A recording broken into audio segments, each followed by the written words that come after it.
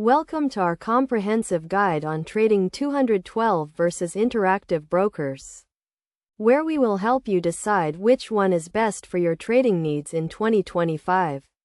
First, let's introduce the two platforms. Trading 212 is a UK-based online broker that offers commission-free trading, while Interactive Brokers is a US-based global online broker that provides a wide range of trading products and services.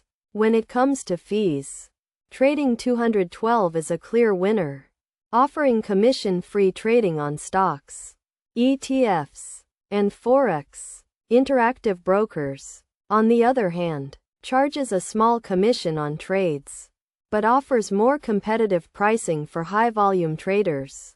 In terms of trading products, Interactive Brokers offers a much wider range of products, including options, futures, and bonds. Trading 212, however, is more limited, with a focus on stocks, ETFs, and Forex. Another key consideration is the trading platform itself. Trading 212 offers a user-friendly and intuitive platform that is well suited for beginners. Interactive Brokers, on the other hand, offers a more advanced platform that is better suited for experienced traders. When it comes to regulation, both platforms are well regulated, with Trading 212 being regulated by the UK's Financial Conduct Authority, and Interactive Brokers being regulated by the US Securities and Exchange Commission. So, which one should you pick? If you are a beginner trader looking for a simple and commission-free trading experience, Trading 212 may be the best choice.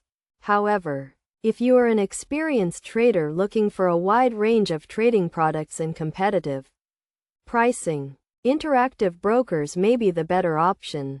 Ultimately, the choice between Trading 212 and Interactive Brokers will depend on your individual trading needs and preferences. We recommend doing your own research and considering factors such as fees, trading products, and platform usability before making a decision.